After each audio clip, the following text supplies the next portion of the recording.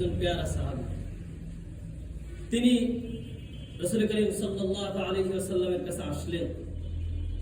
সাহাবারা কেমন তওবা করছে আমি বোঝানোর জন্য ঘটনাটা বলতেছি। তিনি আসলেন, এসে বললেন, ইয়া রাসূলুল্লাহ, ইয়া হাবিবাল্লাহ। রাসূলের সরাসরি সামনে বসলেন এবং বললেন, ইয়া রাসূলুল্লাহ, ইন্নী ক্বাদ যানাইতু, নিশ্চয়ই আমি জিনা করেছি, আমাকে পবিত্র করেন। রাসূলুল্লাহ সাল্লাল্লাহু আলাইহি ওয়াসাল্লাম চেহারাকে ঘুরায় নিলেন। আবার তিনি সেখান থেকে উঠে আবার চেহারা যেদিকে ঘুরায় নিলেন, সামনে যেয়ে বসলেন। আবার বললেন, ইন্নী ক্বাদ যানাইতু, আমি জিনা করেছি, আমাকে পবিত্র করেন। রাসূলুল্লাহ সাল্লাল্লাহু আলাইহি ওয়াসাল্লাম সেখান থেকে চেহারা ঘুরিয়ে নিলেন। সেই ব্যক্তি সেখান থেকে উঠে আবার তৃতীয়বার চেহারার সামনে যেয়ে বলতেছে, ইন্নী ক্বাদ যানাইতু, ইয়া রাসূলুল্লাহ, আমি জিনা করেছি, আমাকে পবিত্র করেন। রাসূলুল্লাহ সাল্লাল্লাহু আলাইহি ওয়াসাল্লাম সেখান থেকে আবার চেহারা ঘুরায় নিলেন, চতুর্থবার চেহারা ঘুরায় নিলেন।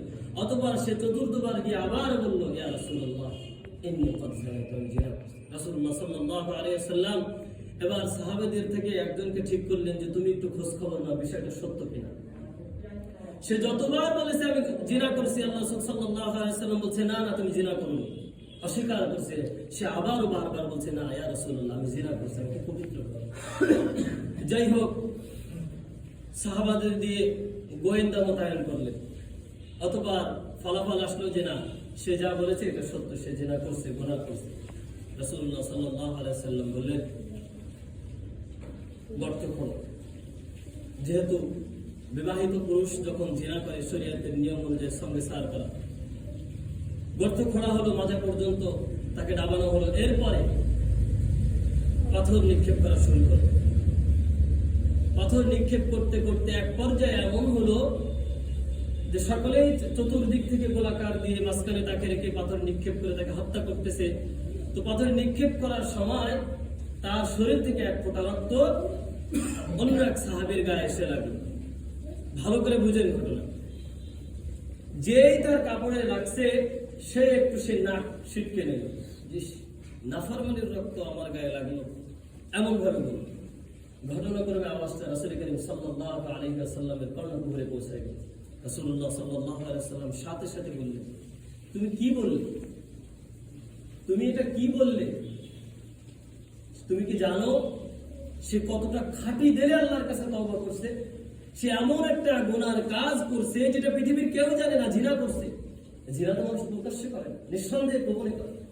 সে নিজেকে পবিত্র করার জন্য আখিরাতের ভয়ে, জাহান্নামের ভয়ে, আল্লাহর ভয়ে নিজেকে নিজেই স্বীকৃতি দিছে যে আমি গুনাহ করছি, আমাকে পবিত্র করে। আখিরাতের ভয়ে, আল্লাহর ভয়ে খাঁটি দিলে তওবা করছে। এমন ব্যক্তির রক্ত তোমার গায়ে লাগলো আর তুমি নাক ছিটকে নিলে?